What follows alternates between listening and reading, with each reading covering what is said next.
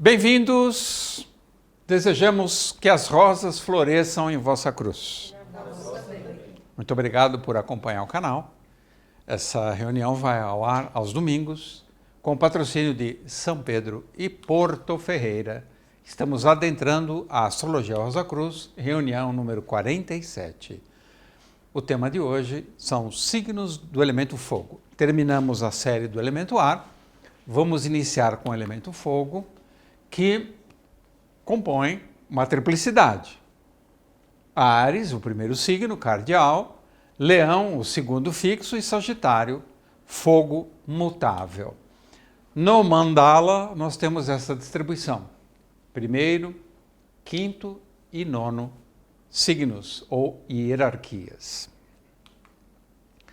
O elemento fogo, ele incendeia a alma com paixões, um desejo de superação de limites e fronteiras e impregna o espírito de entusiasmo. Entusiasmo significa Deus vibrando no nosso íntimo, né?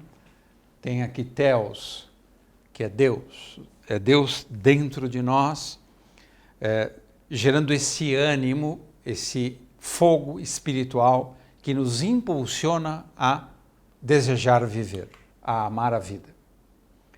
Então, são os desejos abrasadores de expandir e conquistar. Eu quero mais e mais e mais. Eu não me conformo com nenhum tipo de restrição ou limite. Portanto, os signos do elemento fogo não são facilmente subordináveis, ao contrário, eles são rebeldes e insubordináveis. Querem sempre fazer do jeito deles. Porque lhes cabe o amplo exercício do livre-arbítrio. Aprender a ter iniciativa, decidir e colocar em movimento. Por isso que o fogo é um grande parceiro do elemento ar, porque também o fogo quer colocar em movimento e precisa do ar para abrasar a labareda, para abrasar a chama, para aumentar o poder ígneo. Então, fogo e ar são amigos naturais, combinam com facilidade. Um precisa do outro. O exercício do livre-arbítrio é o exercício do devir, ou seja, do vir a ser. A cada momento eu me torno algo diferente do que eu era. E no fogo isso é muito intenso. Isso ocorre de maneira muito rápida. O fogo patrocina o conjunto de oportunidades para forjar a realidade que emerge do estado potencial, aquilo que eu sou em potência, para a manifestação, para a imanência ativa. Então, eu saio daquilo que era oculto, dormente e transformo em algo dinâmico, ativo. A minha capacidade de mudar a realidade, de criar os elementos que compõem a própria realidade que eu vivo. Eu crio a realidade e a realidade me recria. A realidade me recria e eu recrio a realidade. É um círculo virtuoso.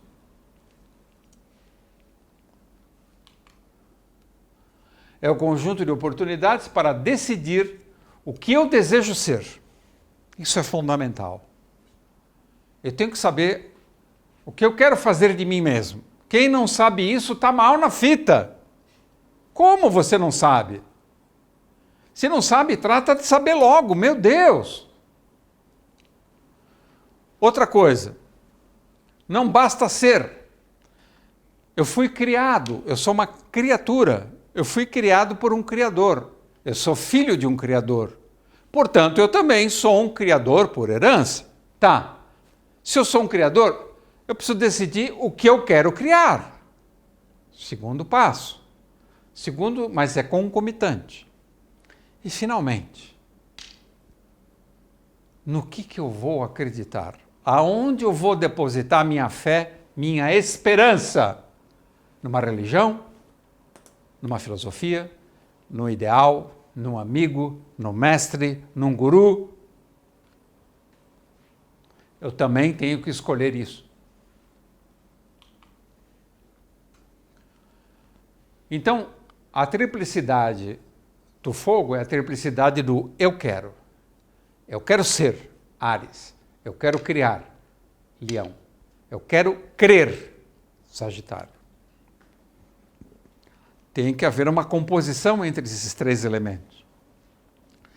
Para eu ser íntegro, integral, completo. E o fogo girar numa roda de retroalimentação.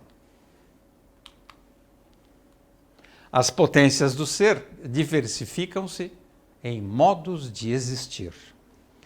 Quanto mais eu me concentro na potência do meu ser, mais eu me efetivo, mais eu me jogo no mundo dos efeitos, mais eu me efetuo criando realidades, diferenciando o mundo que eu encarnei.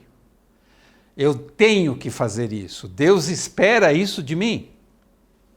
Por isso que a preguiça é um pecado capital. A inércia, a preguiça, a má vontade, horrível. É anti-espiritual. Existe um produto químico que é altamente espiritual porque tira a vontade do espírito. É o álcool.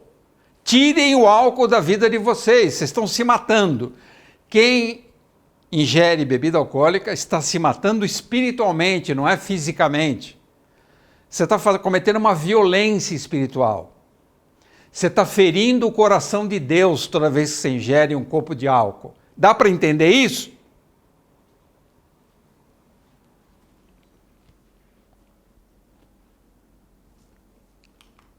O álcool tira a potência do ser, ele fica impotente, fica apático, vira um zumbi.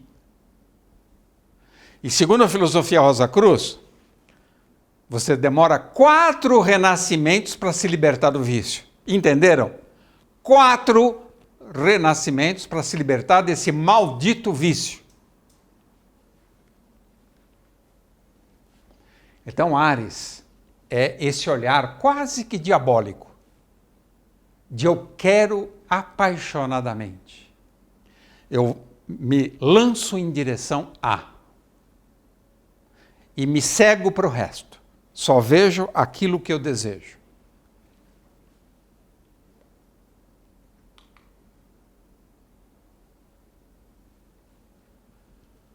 É o voluntarioso, da própria vontade, arremesso para viver a vida em alta voltagem. Com Áries tudo é muito intenso, tanto viver quanto morrer.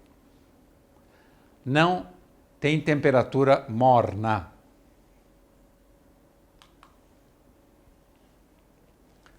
E aí está o grande paradoxo desse signo, o maior deles. Ele tem 2 extremos. Ele é manso e poderoso. É o cordeiro.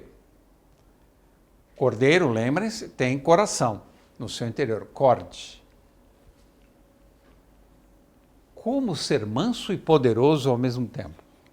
Nós temos um grande exemplo. O nosso mestre. O Cordeiro de Deus. Ele tinha a mansidão e tinha o poder de curar, de ensinar, inclusive de ressuscitar.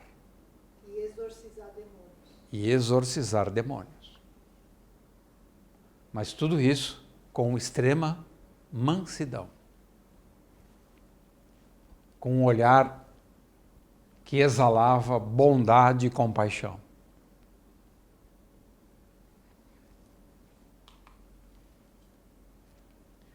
Então, Cristo, Jesus nos ensinou a neutralizar, não combater, neutralizar as falanges do mal com a força do amor.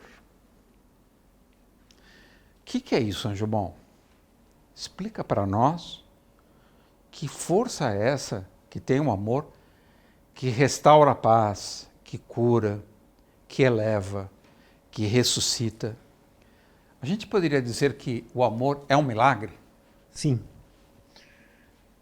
O amor é algo milagroso, além de incompreensível para a gente, né? E é muito interessante quando a gente olha para a figura do nosso mestre, que ele deixa bem claro, para que a gente não faça confusão, que o reino dele não é desse mundo.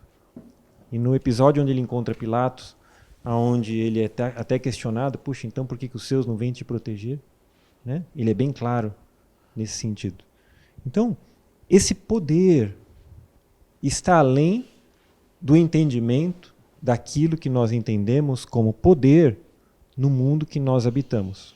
Porque o mundo em que nós habitamos, o poder está inevitavelmente ligado ao muito ter, à possibilidade de oprimir, à possibilidade de se sobrepor. Então a compreensão do poder do amor, que é um poder puramente compositor, sintético, integrativo, ele está muito além da nossa atual possibilidade de entendimento. E a partir desse tecido que tudo inclui, portanto tudo conhece, porque quem permanece no amor permanece em Deus, existe todo um material e uma qualidade de substâncias a partir da qual, para atuar num reino que é inferior ao próprio reino do amor, esse reino milagroso, se torna muito simples atuar enquanto um ser de transformação. Porque, em última análise, o amor tudo inclui, inclusive o mal dentro de si. Ele permite que o mal esteja. Mas na medida em que o mal aflige e a consciência do mal que habita um determinado ser desperta para aquilo que não é adequado para ele, quando a fé de um ser que está no mal se direciona ao bem, existe a possibilidade desse ser passar por um processo de cura. Então é claro que esse poder, especialmente do ponto de vista médico do mestre, se dá em inúmeras situações dentro da palavra bíblica, na medida em que ele responde àquele sobre o qual o milagre aconteceu. Tua fé te curou. Ou seja, quando eu fidelizo, quando aquilo que eu creio, quando aquilo que me dá um norte, se associa ao princípio do amor, se associa ao princípio do Cristo, eu me torno capacitado para adentrar um território onde, à semelhança de um mago, eu posso operar forças que, para hoje, a humanidade ainda desconhece. Então eu me torno um mago. Cristo é o próprio mago. Né? E na sua mansidão, ele é poderoso. Na ausência de uma belicosidade de exércitos, ele é poderoso. Porque o poder de onde ele fala é um poder que compõe tudo. Onde tudo existe. E com tudo. Não em detrimento de. Como hoje a gente entende o poder no plano material. Né? Então, quanto mais nós pudermos comungar com esse entendimento, ou com esse plano do amor, que não é um gostar muito. Pessoal, para com isso. Amar não é gostar muito.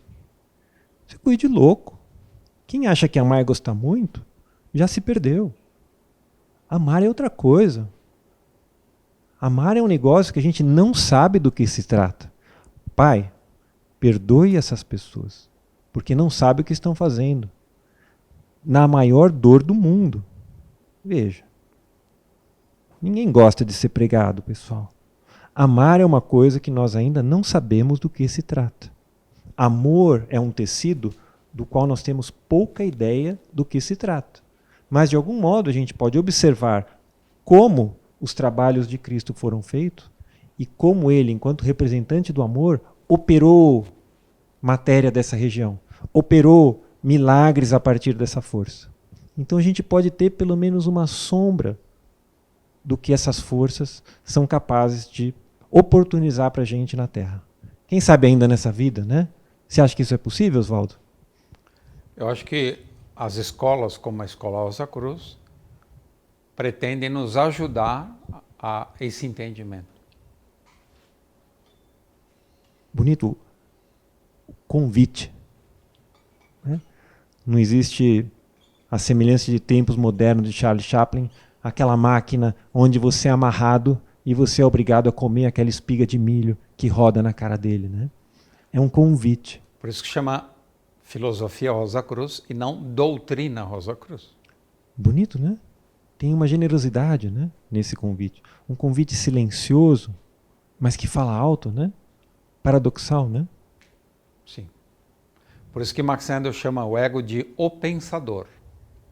Enquanto você não se transformar num pensador com P maiúsculo, você vai se confundir no mundo das aparências. Que bonito, porque agora você falou algo que é muito ígneo. Porque o pensador ele está nessa quarta região etérica, que é essa região do éter refletor, onde existe a possibilidade de pensar. Porque seu polo negativo diz respeito à memória. E para pensar eu preciso ver o que eu já pensei. Eu preciso saber como as coisas já foram. E no seu polo positivo existe a própria possibilidade de atuar ativamente no mundo a partir do espírito. Então veja que bonito, né? Pensar, lembrando aquilo pelo que você veio, e pensar sem se equivocar em termos de pisar na bola como você já pisou. Olha que bonito. Que filosofia, hein? Que filosofia que você está ensinando a gente. Muito bom. Eu estou gostando. Valeu, Angel. Valeu.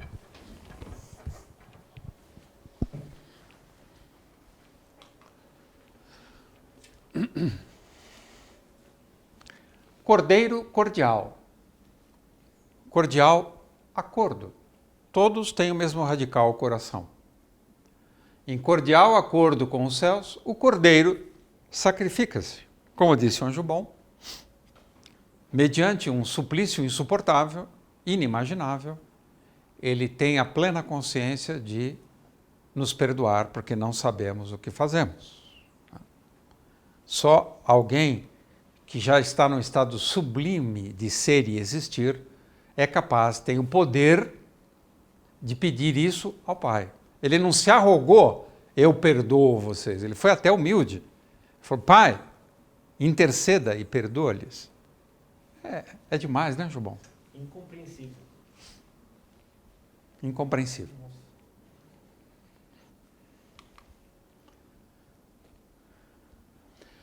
No sangue da paixão, Cristo redime a Terra, porque ele purifica o planeta Terra. Ele purifica a região etérica e o mundo do desejo da Terra. Ele entrega para nós um material mais sutil, mais nobre, para podermos trabalhar. Então o sacrifício dele não termina na cruz. O sacrifício de Cristo Jesus continua. E talvez agora, inclusive, seja mais doloroso do que na cruz, dado o estado do nosso planeta.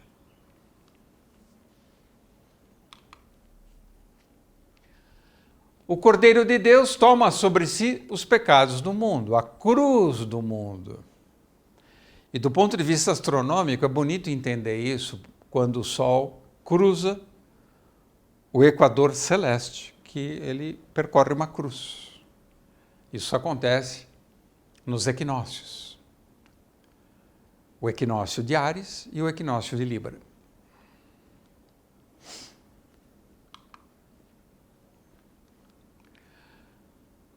Sangrado e sagrado coração, na dor e na misericórdia. Coração de novo. Cordial, cordeiro, misericórdia. O coração é o centro crístico, é o centro solar. Todo indivíduo que, de fato, autenticamente busca a espiritualização, ele deve focar o seu desenvolvimento muito mais no coração do que no intelecto. Focar no intelecto é muito perigoso, porque o intelecto é Lucífero. E diaboliza, portanto, divide. Então, o coração, o sagrado coração do Mestre, é a fonte, ao mesmo tempo, de dor e de amor, de sacrifício e gozo. São esses paradoxos que incidem sobre o primeiro signo do zodíaco, Áries, porque é o cordeiro sacrificial, é a Páscoa. Essa passagem, ela é dolorosa, a passagem da natureza inferior para a natureza superior. Não é simples fazer isso, para viver no reino do Eu Sou, o reino solar do Eu Sou. Vale lembrar sempre que existem algumas semelhanças fonéticas, sons, verbo, que são surpreendentes. Por exemplo, como se fala alma em inglês? Não é impressionante?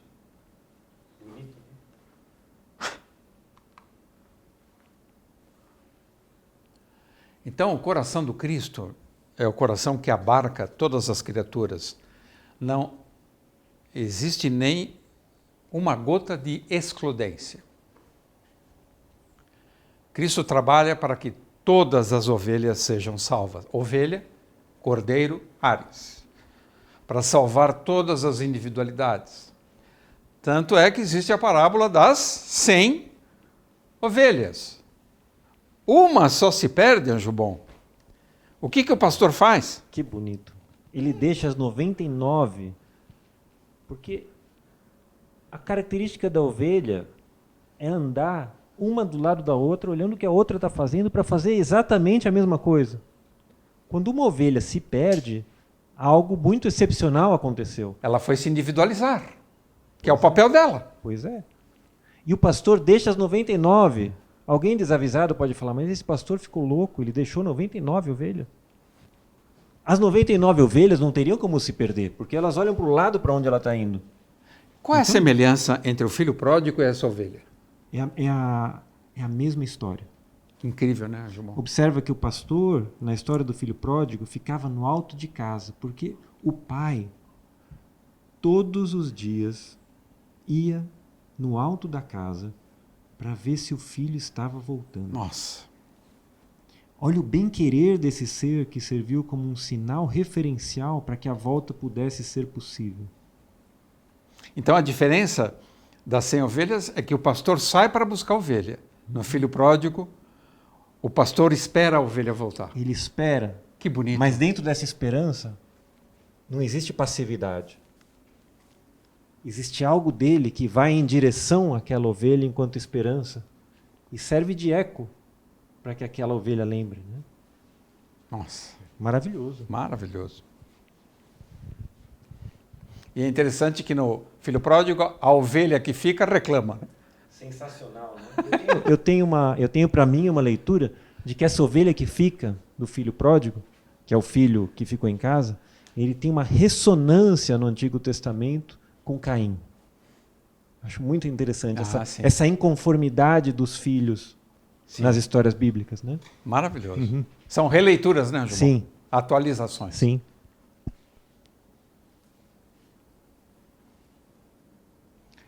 A filosofia Rosa Cruz afirma que na medida que penetramos na era de Aquário, Leão, Aquário governa a parte inferior do corpo, os tornozelos, e também a parte superior, as glândulas internas.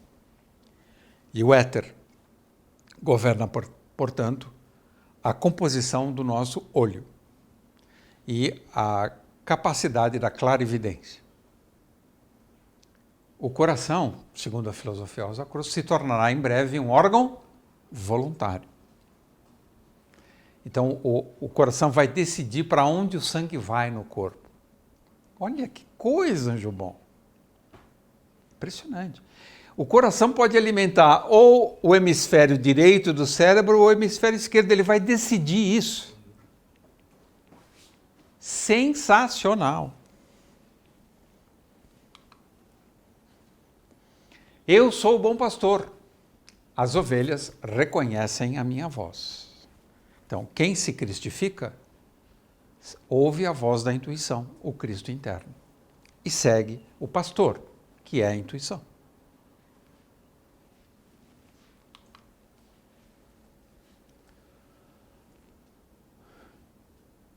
Então, nós temos aqui a composição entre a ovelha sacrificial e o leão de Judá. O caminho da construção da individualidade, da identidade e a sua solarização ou cristificação. Então, a ovelha ouve a voz da consciência cristificada, que se revela em sonho, pela intuição, com imagens internas. Existem muitas formas da revelação acontecer na alma de um indivíduo.